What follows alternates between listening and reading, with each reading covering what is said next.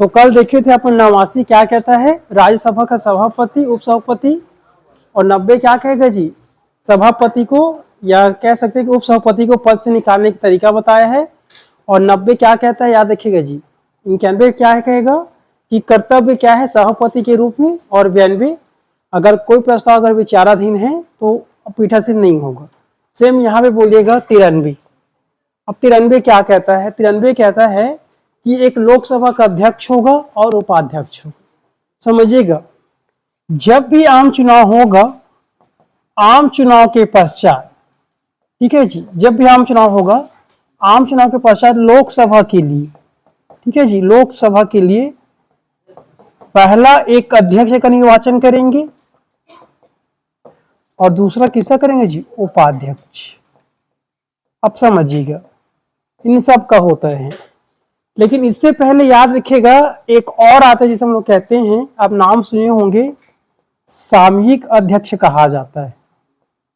सामयिक अध्यक्ष ये प्रावधान किया गया, समझिएगा, जो करंट समय में होता है, ये भी बहुत जरूरी याद रखिएगा।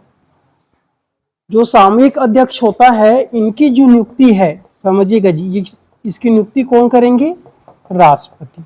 समझिएगा, इसकी नियुक्ति कौन करेंगे, राष्ट्रपति। समझिएगा, जो सामयिक अध्यक्ष होता है, आम चुनाव में सबसे, या देखिए, जो सबसे वृद्ध होगा या जिसको सबसे ज्यादा अनुभव होगा, वही व्यक्ति क्या, सबसे वृद्ध व्यक्ति या सबसे लंबा कार्यकाल, ठीक है जी, सबसे लंबा कार्यकाल होगा, वही व्यक्ति को हम लोग क्या बना लेते हैं, सामयिक अध्यक्ष बना लिया जाता है। समझिएगा, तो याद रखिएगा, प्रश्न पूछा जाता है कि जो सामयिक अध्यक्ष होने वाले हैं, इनकी नियुक्ति कौन करते हैं, राष्ट्रपति। अब होता कौन है कि आम चुनाव 543 में कोई एक ऐसा व्यक्ति होगा जो सबसे ज्यादा उम्र दराज व्यक्ति होगा या उनकी कार्यकाल सबसे ज्यादा होगा, 8 साल 9 बार संसद चुना जा चुका होगा, उस व्यक्ति को राष्ट्रपति क्या नियुक्त करते हैं, सामयिक अध्यक्ष। अब सामयिक अध्यक्ष के दो कार्य है, याद देखिए, इनके कितने कार्य, दो कार्य। पहला, जितने जो सदस्य आए हैं आम चुनाव लड़कर, उन सदस्यों को क्या दिलाएंगे, शपथ। इनका एक ही कार्य, शपथ दिलाना, ठीक है। और दूसरा जरूरी हो जाता है कि हमें अब चाहिए क्या चाहिए, लोकसभा का आपको क्या चाहिए, अध्यक्ष को निर्वाचन करना है और उपाध्यक्ष।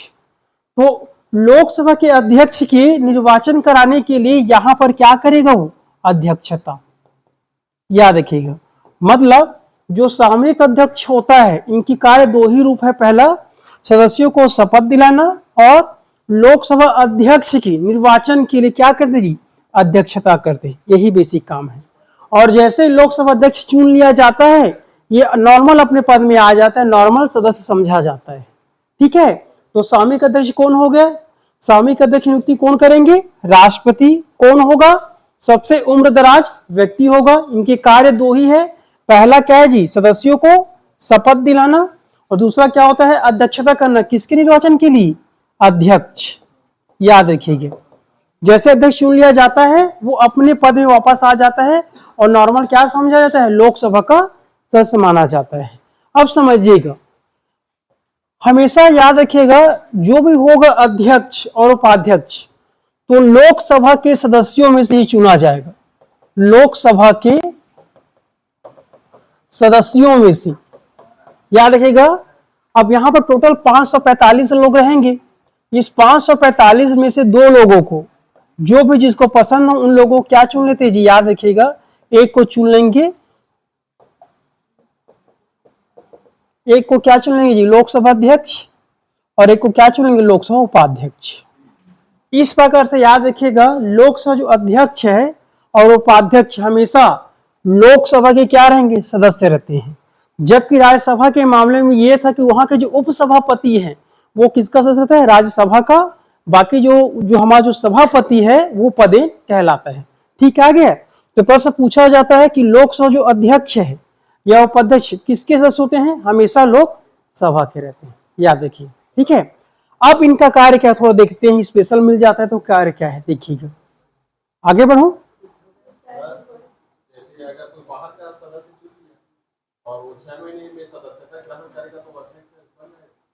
वो मंत्री के लिए नहीं बच सकता, ध्यान दीजिएगा। बता देता हूं। मंत्री के लिए प्रावधान किया गया है, कोई भी मंत्री अगर 6 माह में कोई भी मंत्री अगर सदस्य नहीं है तो भी चुना जा सकता है, याद रखिएगा। कब तक चुना जा सकता है? 6 माह तक। यह प्रावधान किया गया ना, समझिएगा। लोकसभा अध्यक्ष मंत्री नहीं है, वो सदन का संचालन करता है, समझ आया क्या? उनको लड़ने के पहले उनको उपचुनाव होगा, वो आना पड़ेगा तब जाकर। ये किसके प्रावधान क्या है? मंत्री के लिए। लोकसभा अध्यक्ष मंत्री पद नहीं है, याद समझ आ गया जी। जैसे आप सुने होंगे हमारे यहाँ वर्तमान विधानसभा अध्यक्ष कौन है? रमन सिंह। अब उनको मंत्री बोलते हो क्या? मंत्री है क्या? बाकी या दूसरे जैसे कि विष्णु देशवाय होगा उनको बोलते होंगे मंत्री, या टंकराम वर्मा होगा मंत्री बोलते हैं। लेकिन कभी आप सुनिए कि जो हमारा जो अध्यक्ष है उसको मंत्री बोला जाएगा? तो ये मंत्रियों के प्रावधान किया गया है, याद रखिएगा। तो 6 माह में इन्हें सदन का सदस्य बनना पड़ेगा, तो उपचुनाव कराना पड़ेगा। वो अध्यक्ष है, वो सदन का मुख्य मतलब प्रवक्ता है, उनके लिए आपको मेंबर होना पड़ेगा, ठीक है, याद रखिए। इनके प्रावधान नहीं है, ठीक है जी। तो ये हमारा लोकसभा यहां से निकल के आ गया। अब देखेंगे कि लोकसभा का कार्य क्या होगा, समझिए। अध्यक्ष का जो मुख्य कार्य होता है, ठीक है, अध्यक्ष का कार्य याद रखिए। उपाध्यक्ष भी सेम यही कार्य करेंगे जब अध्यक्ष की अनुपस्थिति में। तो याद रखिए, अगर पहले कार्य की बात करूं, ये सदन का मुख्य क्या होगा जी? प्रवक्ता। समझ में आ गया? सदन में बोलने वाला मुख्य प्रवक्ता कहलाएगा, ठीक है, याद रखिए। दूसरी अगर बात करूं, संविधान संबंधित, ठीक है जी, संविधान संबंधित जो भी अगर मुद्दा आ जाता है उनका अंतिम व्याख्या कार्रवाई कहलाता है। अंतिम व्याख्याकार,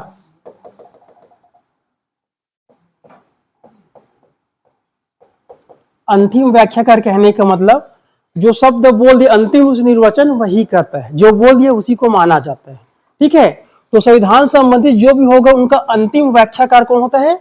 अध्यक्ष माना जाता है। तीसरा, सदन में अनुशासन बना के रखना। अनुशासन संबंधी पूरा कार्य किसके पास है? इन्हीं के पास, ठीक है। अगर चौथा बात करूं, यदि कोरम नहीं हो पाता, कोरम की गणपूर्ति नहीं हो पाता जी, याद रखेंगे। तो कोरम की गणपूर्ति नहीं होने पर सम्मेलन को क्या कर देते हैं? स्थगित। ये क्या कर देते हैं? स्थगित। हालांकि कोरम 100 में बताया, देखें कैसा कोरम होता है, समझिएगा। कोरम की गणपूर्ति नहीं होने पर, याद रखिए, नहीं होने पर क्या कर देते हैं? सम्मेलन को स्थगित कर देते हैं। पांचवा, लोकसभा अध्यक्ष ही तय करेगा कि कौन सा विधेयक धन विधेयक है, ठीक है, याद रखिएगा। धन विधेयक का प्रमाणीकरण, धन विधेयक का प्रमाणीकरण, समझ आए? याद रखिए, प्रमाणीकरण मतलब कौन सा विधेयक धन विधेयक है कि नहीं, इसे घोषणा करता कौन होता है? हमेशा आपका याद रखिए लोकसभा अध्यक्ष। आप समझिएगा जी, किसी विधेयक को लेकर वाद या विवाद हो जाता है तो यहां पर संयुक्त अधिवेशन बुलाते हैं, ध्यान रखिएगा। तो संयुक्त अधिवेशन कौन बुलाएंगे? तो संयुक्त अधिवेशन बुलाते हैं, आपका हमेशा याद रखेंगे। संयुक्त अधिवेशन बुलाने का दायित्व रहता है राष्ट्रपति। कौन बुलाएंगे? हमेशा याद रखेंगे, राष्ट्रपति। लेकिन इस संयुक्त अधिवेशन का जो अध्यक्षता करेंगे, याद रखेंगे, अध्यक्षता जो करेंगे वो कौन होगा जी? आपका लोकसभा अध्यक्ष, ठीक है जी। क्या प्रमाणीकरण कहने का मतलब है, कोई विधेयक आता है, वो धन विधेयक है, उसको घोषित कर दे ये हमारा धन विधेयक है, ठीक है, याद रखेंगे। और यहाँ पर अगला क्या क्या हो गया? संयुक्त अधिवेशन कहने का मतलब है कि राष्ट्रपति बुलाएंगे, जबकि इनकी अध्यक्षता कौन करेंगे जी? हमेशा लोकसभा अध्यक्ष करते हैं। अब समझिएगा, इनके अतिरिक्त याद रखिएगा, सदन का प्रमुख संचालन करता होता है। प्रमुख क्या होता है जी? संचालन करता, मतलब सदन को कैसे चलाना है वो डिसाइड करता कौन होता है? आपका लोकसभा अध्यक्ष, ठीक है। सदन में कई प्रकार की समिति होती है, ठीक है जी। तो समिति के सदस्यों की नियुक्ति कौन करेंगे? समिति के सदस्यों की नियुक्ति, ठीक है, ये भी कौन करेंगे? लोकसभा अध्यक्ष। ठीक है, याद रखिए क्या बोलो जी, समिति के सदस्यों की नियुक्ति कौन करते हैं? यही करेंगे। जैसे कि और खुद कुछ समिति रहता है, जैसे कार्य मंत्रणा समिति, नियम समिति, उनका खुद क्या बन जाता है? ये सदस्य बन जाता है। तो याद रखेंगे जो समिति होता है, समिति के सदस्य की कौन होती नियुक्ति कौन करेंगे? लोकसभा अध्यक्ष। ये तो बेसिक कार्य हो गया। इसके अतिरिक्त इसे दांडिक विधि भी दिया गया है। यदि कोई अपराध कर देता है या अनुशासनहीनता करता है तो कुछ दिया, वो देख लेते हैं। बेसिक 8 याद कर लीजिएगा इसके लिए, ठीक है जी।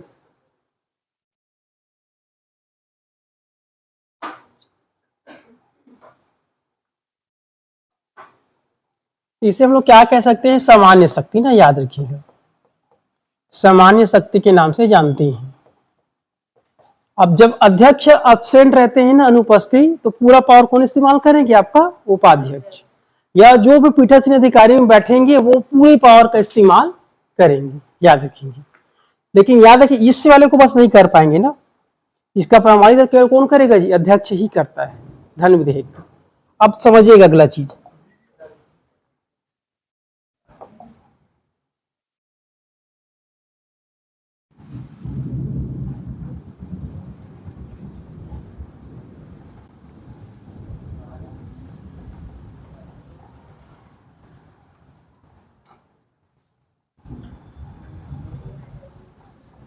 बढ़ूं आगे, बढ़ूं, देखिएगा अब समझिएगा दांडिक शक्ति किसे कहते हैं।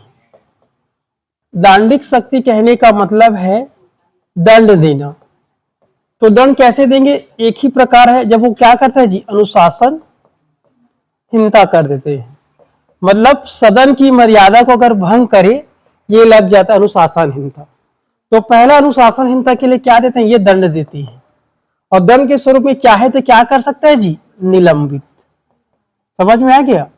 अब निलंबित चाहे तो पूरे सत्र के दौरान रख सकता है, या 1 सप्ताह के लिए, या 1 घंटे के लिए। ये निर्भर किस पे करता है? आपके पास अध्यक्ष के ऊपर। तो अनुशासनहीनता के लिए क्या देते हैं जी? दांडिक या दंड रूप में क्या देते हैं? निलंबित। अब समझिएगा, यदि कोई सदस्य, ठीक है, यदि कोई सदस्य अध्यक्ष को बताए बिना, ठीक है, अध्यक्ष को बताए बिना 6 मासी अनुपस्थित है, याद रखिएगा 6 माह से अनुपस्थित है, और इसी दौरान हमारा क्या प्रारंभ हो चुका है? सत्र चल रहा हो, सत्र क्या हो? चल रहा हो। और यदि कोई 6 माह से अनुपस्थित है, उसकी सूचना नहीं देते हैं, हाँ यार 60 है, हाँ सर 60 है, हाँ ये 60 है, ये 60 दिन है।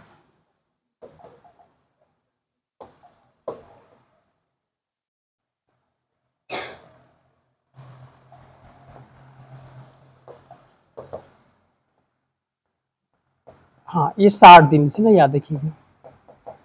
अगला समझिएगा, यदि कोई अध्यक्ष है को बिना बताए यदि 60 दिन तक अनुपस्थित रहते हैं, ठीक है, तो क्या परिणाम क्या होगा? उनकी सदस्यता को क्या कर सकते हैं जी? सदस्यता को रद्द कर सकते हैं, याद रखिएगा। लेकिन समझिएगा किसी कारणवश वो 60 दिन से नहीं आ रहे हैं, यदि सूचना किसको देते हैं? लोकसभा अध्यक्ष को दे देते हैं, या बाद में बताते हैं, अगर अध्यक्ष को रीजन लगता है वैलिड, उस कंडीशन में उनकी सदस्यता बना रहेगा। लेकिन इस 60 दिनों के अब्सेंट वाले में पूरा निर्भर किसके ऊपर होगा जी? चाहे सदस्यता को रद्द करना है या नहीं करना है, निर्भर किसके ऊपर करेगा? लोकसभा अध्यक्ष। अब एक और लास्ट है दल बदल कानून, ठीक है जी, दल बदल कानून। तो यदि किसी सदस्य के ऊपर दल बदल कानून लग जाता है, ठीक है, इनका जो फैसला है, ये फैसला भी कौन करेंगे जी? याद रखिए, इनके फैसला भी कौन करेगा? आपका अध्यक्ष। कौन फैसला करेगा? इसका फैसला अध्यक्ष करेगा। इस बीच में वो क्या करेगा? एक बार निर्वाचन आयोग से सलाह मांगता है, ठीक है। तो ये 3 प्रकार का, जिसे हम लोग क्या कहते हैं? दांडिक कार्यवाही कहा जाता है। पहला कोर्स हो जाएगा अनुशासनहीनता के चक्कर में दंड दे देते हैं, निलंबित कर दिया जाता है। और दूसरा अगर 60 दिनों से अनुपस्थित हो जाता है और सत्र हमारा चल रहा हो ना, याद रखिएगा। और तीसरा क्या, यदि दल बदल कानून लग जाता है उस आधार पर उसकी जो सदस्यता है वह समाप्त हो जाता है। याद रखेंगे ये 3 प्रकार। अब याद रखिएगा यदि दल बदल कानून के आधार पर यदि किसी अध्यक्ष को सदस्य को लगता है कि उन्होंने जो निर्णय दिया है वो संविधान का रूप नहीं दिया है, ठीक है, तब जाके वो थोड़ा सा अपील कर सकता है। ठीक है, लगेगा तब की बात है, अपील किया जा सकता है। अपील कब करेंगे, जब अध्यक्ष के द्वारा दिया गया निर्णय संविधान के अनुसार नहीं है, मनमानी तरीका से दे दिया है, तब जाके अपील करें। कहां होगा जी, सुप्रीम कोर्ट में।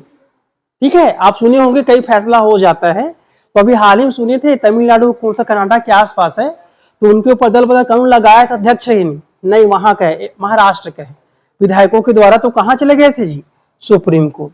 याद रखेंगे दल बदल कानून के मामले में अपील किया जा सकता है, बल्कि दोनों के मामले में अपील नहीं होगा। समझ आ गया। और अपील कब होगा, कंडीशन क्या है अपील का, कि न्याय सम्मत नहीं होने पर। ठीक है, याद रखिए जैसे राहुल गांधी को समझिएगा, राहुल गांधी डिसीजन आया, डिसीजन क्या आया कि किसी मतलब जो हम ये कैसे गुजरात के जो नीचे वाले सदस्य थे तुरंत क्या बना दिए, 2 साल की ज्यादा सजा दे दिए। जब किसी भी व्यक्ति को 2 साल से ज्यादा सजा मिल जाता है वह संसद का सदस्य नहीं रह सकता और 6 माह तक नहीं रह सकता। हुआ ये क्या था कि मतलब अध्यक्ष ने बहुत जल्दी निर्णय दे दिया, आज फैसला आया कल उन्होंने सुना दिया था, तो ये लोगों को आचार्य लगे। बाकी अन्य मामलों देखा जाए कल 2-2 महीने 3-3 महीने समय लग जा रहा देने के लिए, लेकिन राहुल गांधी के मामले में पहला केस बना कि उधर से निर्णय आया, शाम तक इधर से आदेश निकल गया, इतना फास्ट था, तो ये सदन के इदारे में आ गया था। तो उस कंडीशन में क्या कर सकते हो, आप अपील कर सकते हो। ठीक है जी। हालांकि राहुल गांधी केस में वहां से बेल मिल गया सुप्रीम कोर्ट से, तो पूरा आदेश होता है क्या हो गया, समाप्त हो जाता है। तो याद रखेंगे सुप्रीम कोर्ट जो निर्णय दे देता है वो सब में बाध्यकारी रहता है।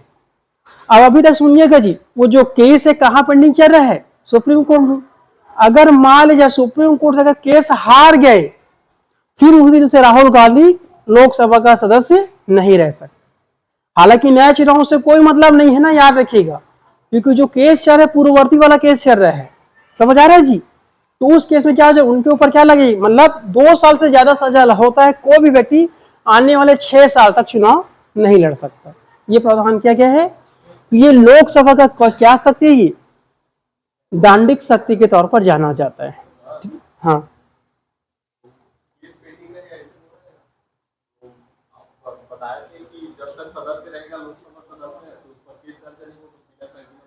तो भाई सुनो ना, निर्भर करता है कि वो केस कैसा है ना, मानहानि के निर्भर करता है ना जी। अगर आपराधिक कृत्य है तो लोकसभा अध्यक्ष से पूछा जाता है। देखिए ये बोलता है कि सत्र प्रारंभ होने की 120 दिन पहले, ठीक है, और 120 दिन बाद में आप गिरफ्तार नहीं कर सकते। करना होगा तो परमिशन किससे लेना पड़ेगा, अध्यक्ष से। अध्यक्ष किसके पास है, समझ रहे हो, इनको सूचना देना पड़ेगा, भैया हम इसके खिलाफ क्या कर रहे हैं, आपराधिक कृत्य कर रहे हैं, तो इसको बता ही देगा ना, याद रखिएगा।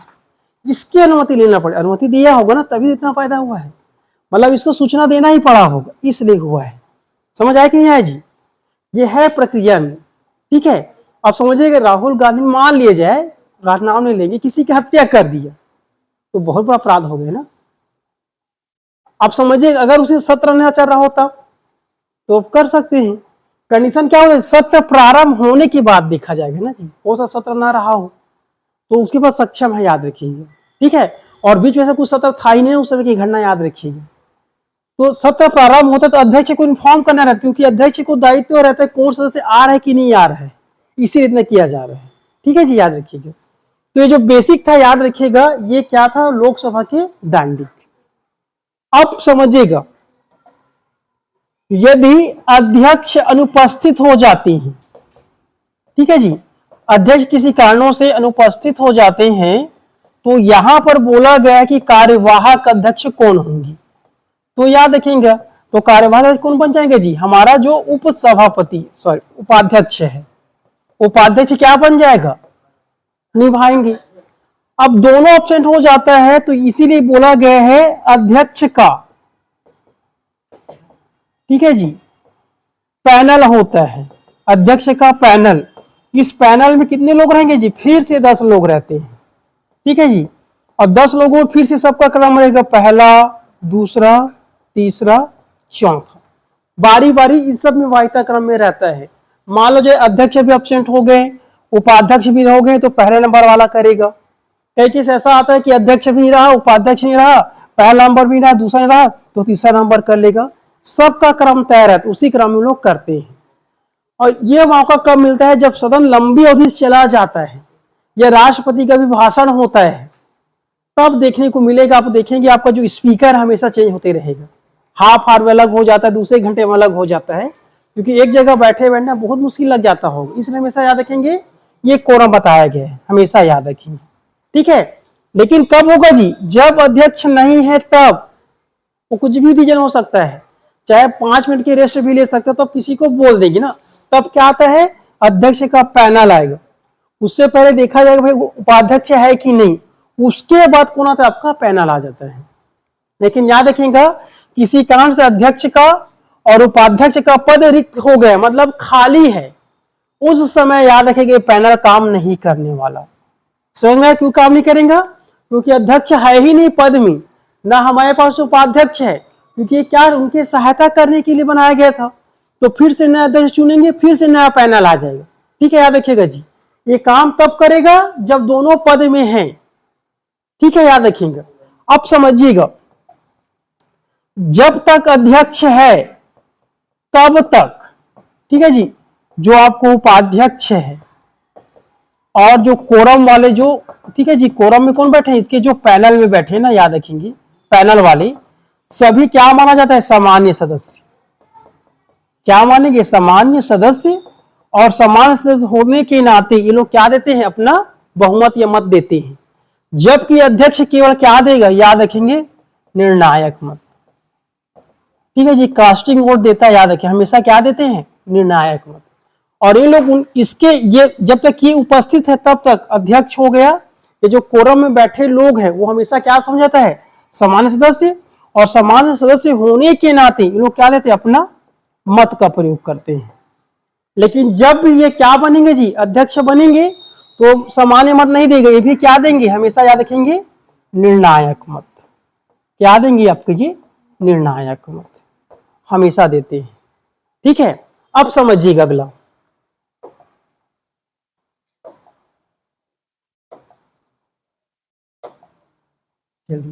अगला देखिएगा, लोकसभा अध्यक्ष एवं उपाध्यक्ष की पद की मुक्ति 94 काम का है।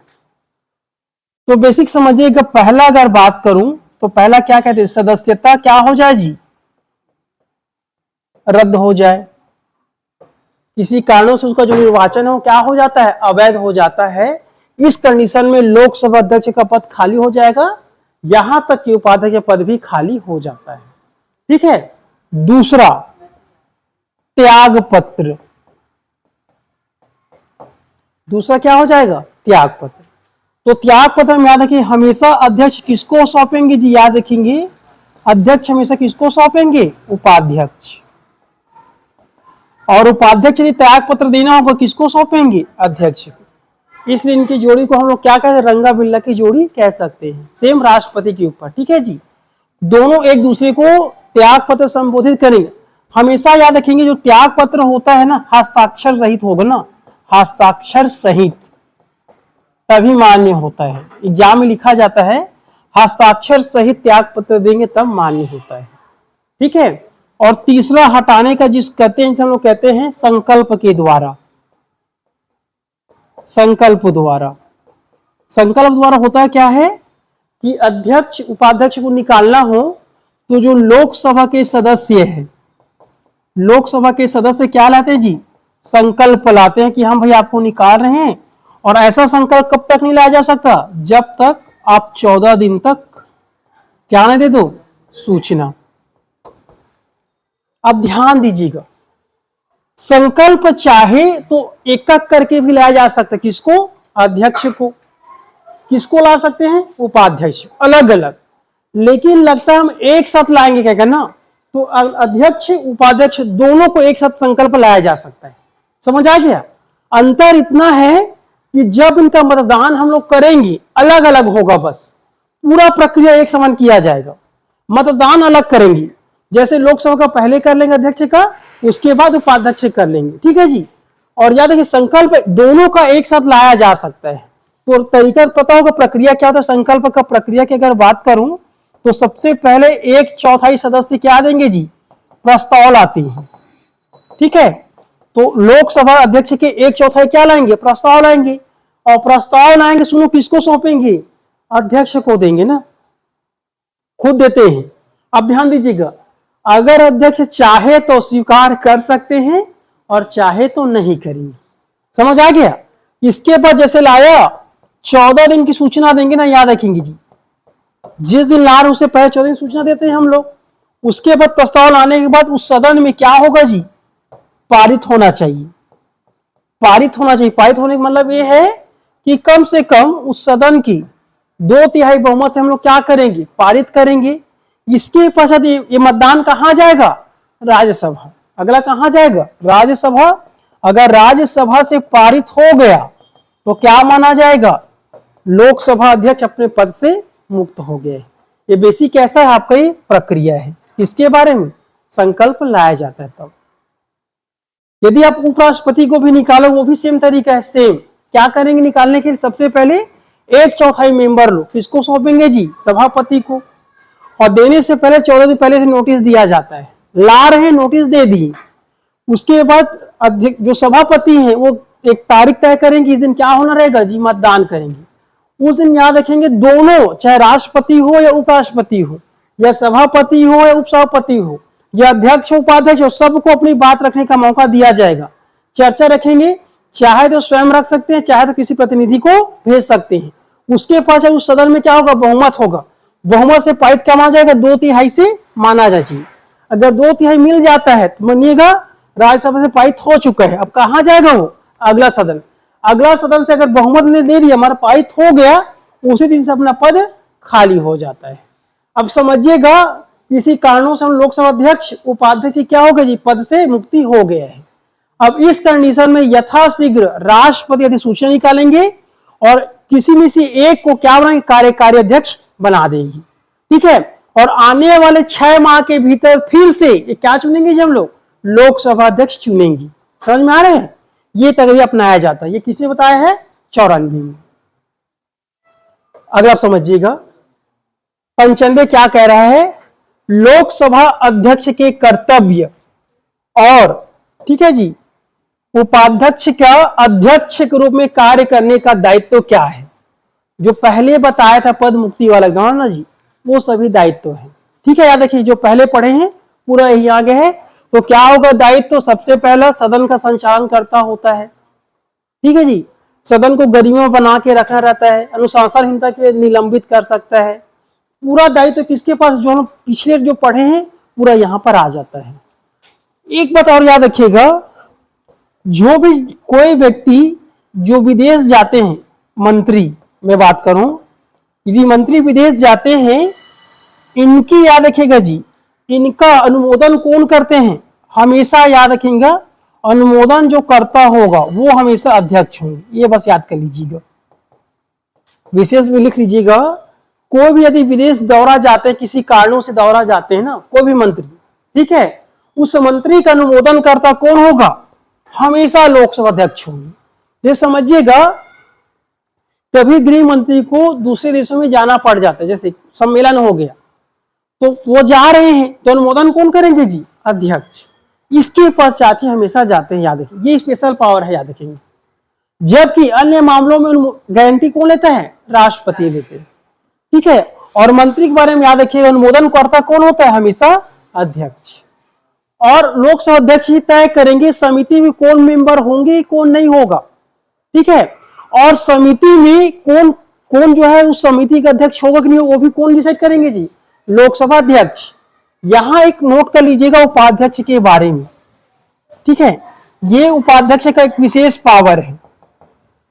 जब भी उपाध्यक्ष को किसी भी समिति का क्या बनाना, किसी भी समिति का, याद रखेंगे, उपाध्यक्ष को किसी भी समिति का सदस्य बनाया जाता है,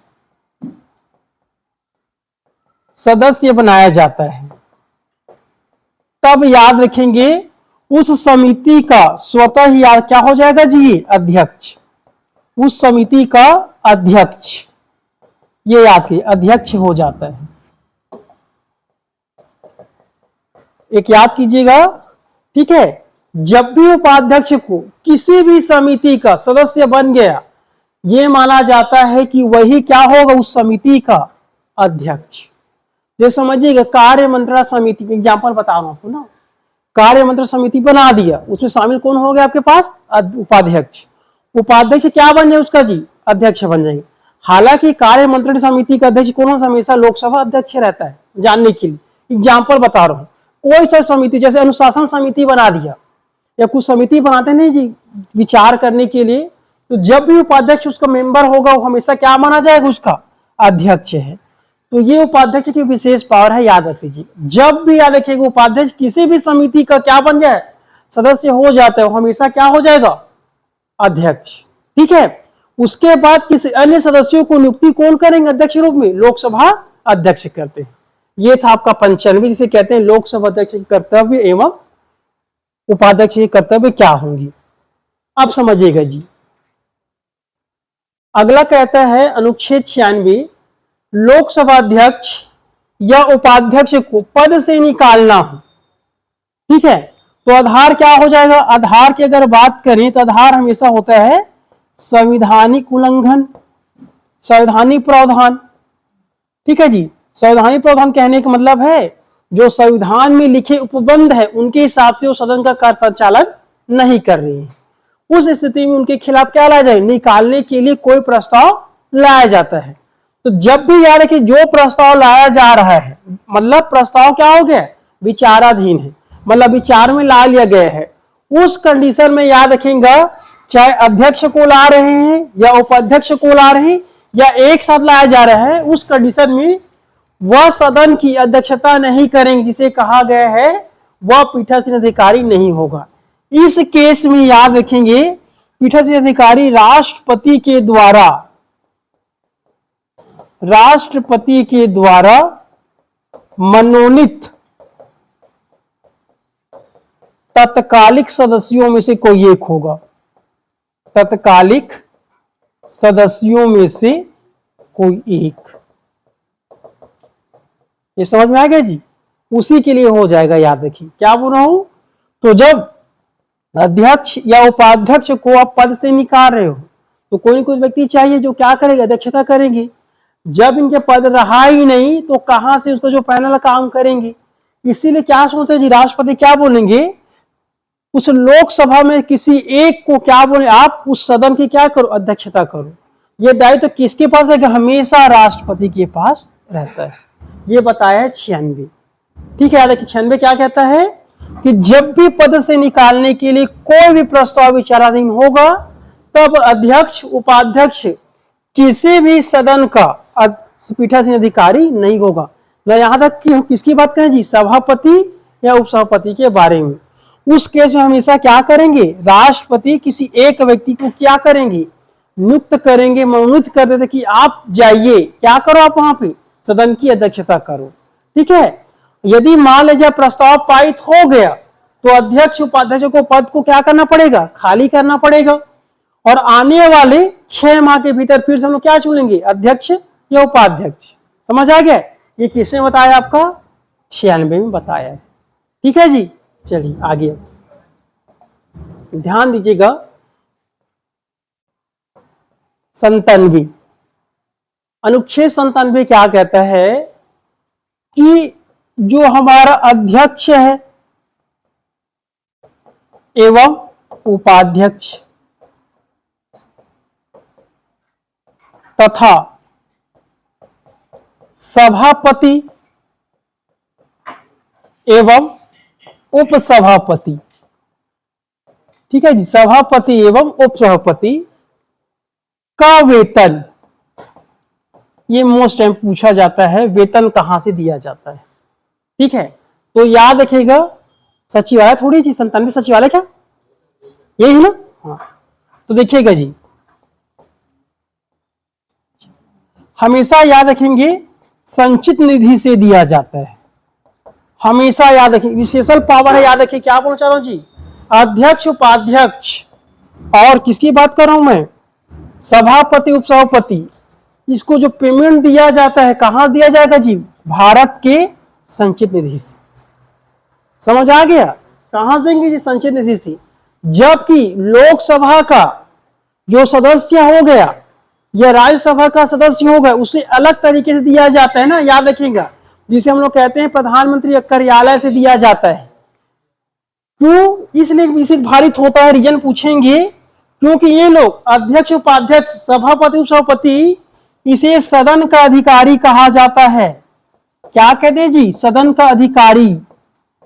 तो सदन का अधिकारी होने के नाते कहां से भारित होगा, संचित निधि। तो प्रश्न ये भी पूछा जाता है, निम्न में से कौन सदन का अधिकारी होगा। तो सदन का अधिकारी कौन होता है, एक अध्यक्ष या उपाध्यक्ष लोकसभा के मामले में। अगला कौन होगा जी, सभापति और उपसभापति, किसके मामले में, राज्यसभा के मामले में।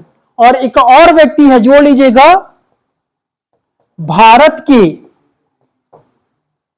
नियंत्रक एवं महालेखाकार परीक्षक। ठीक है जी, ये तीन लोग हैं जो सदन के क्या कहलाते हैं, अधिकारी। कौन कौन, पहला अध्यक्ष उपाध्यक्ष, दूसरा सभापति उपसभापति, और तीसरा क्या नाम जानेंगे हम लोग, नियंत्रक एवं महालेखाकार परीक्षक, कैग वाली। याद रखिएगा, यही पूरा भ्रष्टाचार कंट्रोल करते हैं, इसे क्या कहते हैं, सदन का अधिकारी। और हम जानते हैं नियंत्रक के महालेखाकार परीक्षा का भी जो वेतन किसे भाई होता है, राज्य के संचित निधि। समझ आ गया, ये जो तीन लोग हैं इसे क्या कहते हैं जी, सदन का अधिकारी। बाकी प्रधानमंत्री हो गया या कोई अन्य व्यक्ति हो गया, उन्हें सदन का अधिकारी नहीं कहा जाता। ठीक है, याद रखिए कौन कौन कहलाएंगे, अध्यक्ष उपाध्यक्ष सभापति उपसभापति और आपका कैग वाली, भारत के नियंत्रक एवं महालेखाकार परीक्षक। पूरा भ्रष्टाचार को उजागर यही करता है, याद रखेंगे जी। एक एक पैसा का हिसाब देना पड़ता है, मतलब जो बड़ा बड़ा जो प्रोजेक्ट बनता है, जो लाखों करोड़ जाता है, एक एक हिसाब इसको देना पड़ेगा, याद रखिएगा। ठीक है, और दोनों से वेरीफाई करने वाली संस्था यही है। तो भारत में एकमात्र संस्था कौन है जी, भारत के नियंत्रक महालेखाकार परीक्षक। उसके पश्चात सभी राज्यों में उनकी क्या है, शाखा है। तो आप विधानसभा गुजरे होगे ना, तो वहां लिखा रहता है लेफ्ट साइड में होगा ना जी, महालेखाकार परीक्षक। ठीक है, याद रखेंगे, उनकी बात चल रही है। ठीक है जी, याद रखेंगे, पूरा एक एक पैसा के हिसाब यहां जाता है। मतलब समझिएगा, बजट के द्वारा पैसा निकल गया, इस पैसा की निगरानी करता कौन है, यही तय कर रहा है जो सरकार की पैसा है या जनता की पैसा है वो कहां जा रहा है। समझ आ गया। तो जो बड़ा आप देखोगे, कोल स्कीम घोटाला हुआ, 2G स्पेक्ट्रम घोटाला हुआ, वो पकड़ने वाली संस्था कौन थी, यही है। ठीक है, याद रखिएगा, पूरा एक एक ऑडिट देना पड़ेगा, यहां तक कि एक एक बिल वाउचर हर चीज देना पड़ता है इसके लिए। ठीक है जी, तो जिसको सेटिंग करना हो तो इसी सेटिंग कीजिएगा, याद रखिएगा। ठीक है, और पहली बात, ये स्वतंत्र निकाय है। ठीक है, कहने का मतलब ये है किसी के दबाव में काम नहीं करेगा। ठीक है, जैसे हमारी जो न्यायपालिका स्वतंत्र निकाय होगी, सेम ये भी क्या है जी, स्वतंत्र निकाय है। और अकेला व्यक्ति रहता है, बताओ, एक ही जन व्यक्ति है, पूरा देश कंट्रोल कर रहा है, सोचो तो, है ना जी। तो कुछ ऐसे संस्था, इसीलिए क्या बोल रहे हैं हम लोग, ये सदन का अधिकारी है भैया। उसी प्रकार अध्यक्ष उपाध्यक्ष भी स्वतंत्र पद है, याद रखेंगे। एक आगे देखेंगे हम लोग आने वाले हैं, एकमात्र ऐसा व्यक्ति है अध्यक्ष उपाध्यक्ष, चाहे तो पार्टी की सदस्यता त्याग सकता है। समझ आ गया। और त्याग करने के पश्चात भी यह क्या माना जाता है, उस सदन का सदस्य माना जाता है। जैसे समझिएगा, चाहे ओम बिड़ला वर्तमान में बीजेपी की पार्टी को त्यागपत्र दे सकते हैं। ठीक है, ऐसा क्यों किया जा रहा है, ताकि उस पार्टी से स्वतंत्र रह सके। ठीक है, हालांकि कुछ कुछ उसका निर्णय आता है तो उसको पार्टी का प्रभाव दिख जाता है आपको भी, ठीक है। लेकिन वो चाहे अब मैं निष्पक्ष काम करूंगा तो क्या करना पड़ेगा जी, निष्पक्ष काम करने के लिए आपको पार्टी से त्याग पत्र देना पड़ेगा, तब जाके वो क्या कहे स्वतंत्र होते हैं। तो एक मात्र पद है, याद रखेंगे जी, कौन सा, अध्यक्ष उपाध्यक्ष। जो चाह ले तो मतलब पार्टी छोड़ने के बावजूद भी क्या हो सकता है, सदन का अध्यक्ष या उपाध्यक्ष रह सकता है, ठीक है। बाकी अगला कौन हो गया, भारत का नियंत्रक महालेखाकार परीक्षक, इसे क्या कहते हैं, सदन का अधिकारी। तो ये था हमारा 97, ठीक है। अब अगला समझिएगा 98, बहुत आसान है, अनुच्छेद 98 ये कहता है सचिवालय, ठीक है जी, सचिवालय मोस्ट एमपी है। तो 98 कहते हैं सचिवालय, ठीक है। प्रत्येक सदन का अपना अपना सचिवालय होता है, ठीक है। लोकसभा का अलग सचिवालय होगा और राज्यसभा का अलग सचिवालय होगा, क्योंकि सचिवालय ही क्या करे, जैसे आप क्वेश्चन पूछ रहे हो ना, आंसर कौन लाता है, सचिवालय। इसलिए आप सुने होंगे जब भी बजट सत्र चलता है, जो कार्यालय होगा टाइमिंग बढ़ जाता है, 9 बजे रात 10 बजे रात हो जाता है, समझ आया। क्योंकि इसको जैसे समझिएगा, 8 प्रश्न उठ गया कि महिला बाल विकास विभाग में इतना सामान कहां से लाया है, तो डेटा आ रहा है, तो महिला बाल विकास सभी जिलों में होगा तो सभी जगह डेटा आ जाएगा। तो उस समय जितना भी विभाग रहता है सब एक्टिव रहना पड़ेगा, क्योंकि उसे आंसर अगला दिन देना रहता है, समझ आएगा जी। तो आप सुने होंगे बजट सत्र के दौरान या जब भी सत्र होता है तो विभाग के लोग रात भर जगते रहते हैं, है कि नहीं है, इसीलिए है क्योंकि सचिवालय का आदेश आता है, याद रखिए, ठीक है जी। तो सबका होता है, तो यहां पर बोल दिया गया है लोकसभा का एवं राज्यसभा का क्या होगा जी, पृथक से सचिवालय होगा, पृथक से क्या होगा, सचिवालय। अब ध्यान दीजिएगा, पृथक सचिवालय हो गया है तो लोकसभा के अध्यक्ष की कौन सा लोकसभा सचिवालय आ जाएगा, जबकि राज्यसभा के लिए राज्यसभा सचिवालय आ जाएगा। अभी सचिवालय में होते कौन है, कार्मिक लोग रहते हैं, कार्मिक अधिकारी, समझ आ गया जी। कार्मिक अधिकारी कहने का मतलब है जो सदन के कार्यवाही को करता धरता होगा, जो प्रश्न लाएंगे, जैसे कि आईएएस आईपीएस सब यहीं से रहेंगे। तो सचिवालय करने का मतलब ही है क्या, एक प्रकार से हमारा कार्मिक अधिकारी ही है, समझ में आ गया। ये किसके अंडर में है, हमेशा याद रखेंगे। तो लोकसभा के मामले में जो लोकसभा का जो सचिवालय होगा किसके अधीन हो जाएगा जी, लोकसभा अध्यक्ष। से राज्यसभा का सचिवालय होगा तो क्या हो जाएगा, राज्यसभा का सभापति। बेसिक याद रखिए, सचिवालय, सचिवालय किसने बताया है, 98 में बताया है, ठीक है। आगे बढ़े, चलिए आगे, ये काम करिए, इसे लिख लीजिएगा आईएमपी, ठीक है। सदस्यों का शपथ, सदस्यों का शपथ याद रखिए, सदस्यों का शपथ, ठीक है। सदस्य जब तक शपथ नहीं लेंगे, सदस्य जब तक शपथ नहीं लेंगे तब तक सदन का सदस्य नहीं माना जाएगा, नहीं माना जाएगा, सदस्य का सदस्य नहीं माना जाएगा, याद रखिएगा जी। समझ में आ गया क्या बोल रहा हूं, कि जब तक जो चुन के गए हमारे द्वारा वो सदन का, लोकसभा वाले लोकसभा का, राज्यसभा राज्यसभा का, जब तक वो शपथ नहीं लेंगे जी तब तक क्या नहीं माना जाएगा, सदस्य नहीं माना जाएगा।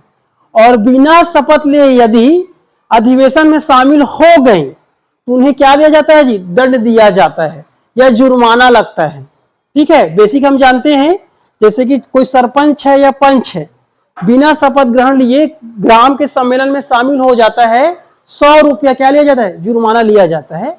यहां पे 500 रुपये लिया जाता है, कितना लिया जाता है जी, 500 रुपये जुर्माना। ये इसलिए बताया जा रहा है कि आपको लेना पड़ेगा, हालांकि अमाउंट कम रखा गया, लेकिन जुर्माना का मतलब ये है कि आप कोई सा भी हो क्यों ना हो जाए, आपको जुर्माना देना पड़ेगा। और जब तक जारी रहेगा प्रतिदिन के हिसाब से लगेगा ना 500, याद रखिएगा। ऐसा नहीं है जैसे आज शामिल हो गए आज 500, कल शामिल हो 500, परसों 500, ये 5500 का मल्टीप्लाई चलता रहेगा जब तक आप क्या कर रहे हो, उल्लंघन कर रहे हो। ठीक है, अब समझिएगा जी, इसीलिए शपथ दिलाने के लिए हमारे संविधान ने प्रस्ताव क्या लाया है, सामयिक अध्यक्ष। समझ आया, क्या लाया है, सामयिक अध्यक्ष। इसी सामयिक अध्यक्ष को हम लोग कहते हैं प्रोटेम स्पीकर। अब सब जान गए क्या कहते हैं जी, प्रोटेम स्पीकर। समझ आ गए जी। तो प्रोटेम स्पीकर की नियुक्ति कौन करते हैं, राष्ट्रपति। प्रोटेम स्पीकर को शपथ कौन दिलाते हैं, राष्ट्रपति। उसके पश्चात ये व्यक्ति अन्य सभी को क्या दिलाएंगे, शपथ। इनका दो ही कार्य है, पहला शपथ दिलाना और दूसरा लोकसभा अध्यक्ष के निर्वाचन के लिए क्या करते हैं, अध्यक्षता करना। और जैसे अध्यक्ष चुन के आता है स्वतः अपने पद पर चला जाता है। ठीक है, योग्यता क्या होता है, ये प्रोटेम स्पीकर की पहली, या सबसे ज्यादा जो वृद्ध व्यक्ति होता है उनको बना लेते हैं, या क्या कहते हैं जिनकी कार्यकाल सबसे ज्यादा हो, अनुभवी व्यक्ति को ही बनाया जाता है। ठीक है, याद रखेंगे। ये था आपका 99। ठीक है जी, आज 100 पहुंचने वाले ना, फिर स्टॉप करूंगा। ये काम का है, इसको भी मैं भी बताऊंगा कौन कौन सा अनुच्छेद आप याद करोगे। अनुच्छेद 100, 100 भैया सेंचुरी मार दे आज। ठीक है जी, अनुच्छेद 100 ये कहता है कि यदि गण पूर्ति ना हो, गण पूर्ति ना होने पर सम्मेलन क्या करते हैं, स्थगित कर देते हैं, स्थगित कर देते हैं। ये याद रखिएगा। 100 क्या बोलता है, गण पूर्ति ना होने पर सम्मेलन का स्थगित होना। अब गण पूर्ति होता क्या है, गण पूर्ति कहता है कुल सदस्यों का 1/10वां हिस्सा न्यूनतम है जी, याद रखिएगा। क्या बोल रहे, गण पूर्ति कम से कम, सम्मेलन मतलब समझिएगा, गण पूर्ति क्या कह रहे हैं, एक न्यूनतम सदस्यों की संख्या जो क्या करे जी, सम्मेलन प्रारंभ कर दे या कार्यवाही प्रारंभ कर दे, उसे क्या, वो क्या होगा, हमेशा 1/10 हिस्सा रहेगा। अब समझिएगा, हमारे पास दो सदन हैं, एक हमारे पास कौन सा है, लोकसभा, और एक है हमारे पास राज्यसभा। तो ध्यान दीजिएगा जी। अब समझिएगा, कुल सीट बोला गया यहां पर, तो अगर बात करें यहां वर्तमान में कितने हमारे पास 245 है, यहां कितना है जी 543, बोलो भाई। ठीक है, अब इनका हम क्या निकालेंगे, 1/10वां हिस्सा। इनका भी क्या निकालें, 1/10वां हिस्सा। ठीक है, 10वां निकालेंगे लगभग 24 के आसपास आएगा। तो आदमी आधा लेंगे नहीं, तो क्या चाहिए न्यूनतम यहां पर 25। समझ आया, यहां पर 25 चाहिए, और ये 54 है, तो कितना ले लेंगे जी यहां पर 55। समझ आ गया, मतलब लोकसभा की कार्यवाही प्रारंभ करना है 55 लोग चाहिए, और राज्यसभा के मामला में कितना चाहिए जी 25 लोग, तब जाके सम्मेलन प्रारंभ होगा। नहीं तो क्या मान लेंगे, स्थगित कर दिया जाता है। ठीक है, अब स्थगित सम्मेलन में गण पूर्ति की आवश्यकता नहीं है।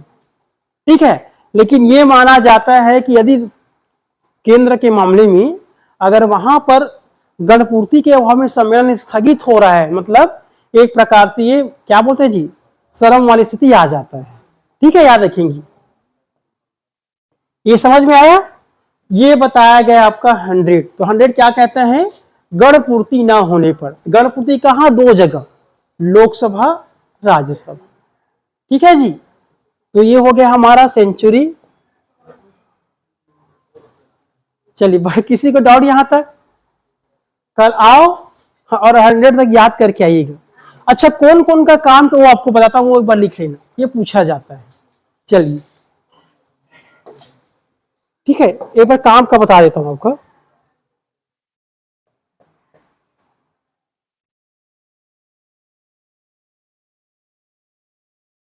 देखिए जी, नवासी आपका काम का है, नवासी पहले जान रहे हैं ना, पूरा जो काम को तो है आपके पास। नवासी आपका काम का है, इसको याद करना है, 90 याद करना है, ये आपका काम का है। इसके पास सीधा आइएगा आप 93, फिर आइएगा आप 94। पता सब होना चाहिए लेकिन ये ज्यादा याद करना पड़ेगा, ठीक है। 89, 90, 93, 94, एक याद कीजिएगा 97, ठीक है। 97 क्या कहते हैं, संचित भी पूछा जाता है स्पेशल, ठीक है। जबकि अगला लिख लीजिएगा आपका 100, ये पूछता है गढ़ पूर्ति के मामला में। ये आया कॉन्सेप्ट कहां से आया है, तो 100 से आया है, ठीक है जी। याद रखिए सेंचुरी फॉर, याद रख लीजिएगा। ये तो हो गए बेसिक। उसके बाद जो आपको और याद करना है, ठीक है, एक कर लीजिएगा 88, ये मोस्ट एमपी है, वेरी मोस्ट एमपी डाल लीजिएगा, ये पूछा जाता है। ये क्या कहता है जी, मंत्रियों एवं महान्यायवादी का अधिकार है कि संसद के किसी भी सदन में जाकर बैठ सकते हैं। 88 याद कर लीजिएगा। इसके बाद जो पूछा जाता है 86, 87। 86 क्या कहता है, राष्ट्रपति का सामान्य अभिभाषण, और विशेष पूछेगा तो 87 को याद करने बार पूछा जाता है, राष्ट्रपति का विशेष अभिभाषण। इसके पश्चात अगर जो मोस्ट एमपी है आपका 85, ठीक है। 85 क्या कहता है, संसद सत्र बुलाना, संसद सत्र का समापन करना, विघटन करना, स्थगित करना, इन सब के बारे में कहां पर चलता है, 85। सीधा 85 बाद आइएगा, पूछ दिया जाता है सदनों की अवधि के बारे में 83, 83 पूछ लीजिएगा। 83 जानते हैं, वो बताया गया है, ठीक है। यहां से इतना याद कर लीजिएगा। उसके बाद अगला आपको जो याद करना होगा, सीधा आइएगा 74, 75। 74 क्या कहता है जी, और 75 अन्य मंत्रियों के बारे में है। और एक अगला मोस्ट एमपी है आपका 76, ठीक है। ये याद करनी जरूरी है, ठीक है। याद रखिए, जो आपको याद करके जाना है। अब इसके बाद 72 को भूलिएगा मत आप। 72 आपको एक काम का है। 72 क्या कहते हैं, राष्ट्रपति का क्षमादान। इसके पास आप जाओगे, एक पूछता है विवाद कहां सॉल्व होगा। विवाद सॉल्व हमेशा कहां होगा जी, सर्वोच्च न्यायालय में, ये 71 बताया है। इसके बाद सीधा पहुंच जाना, सीधा पहुंच जाना आपके पास 65।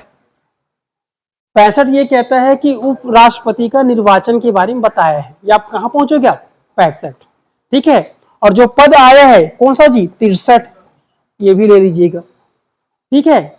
और राष्ट्रपति वाला पूरा एमपी भैया, ठीक है, 52 से लेकर 59, ये मोस्ट एमपी पूरा रख लेना, ये पूछा जाता है, ठीक है। अब उसके बाद आपके पास क्या बन गया, मूल अधिकार। जरूरी है, कुछ भी पूछ सकते हैं मूल अधिकार, ठीक है। राज्य की डीपी जो बोलते हैं जी, राज्य की नीति निर्देशक तत्व, डीपीएसपी, वो भी जरूरी है।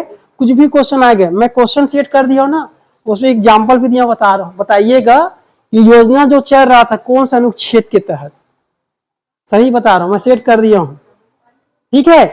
तो कहने का मतलब ये बेसिक आपको करके जानना है।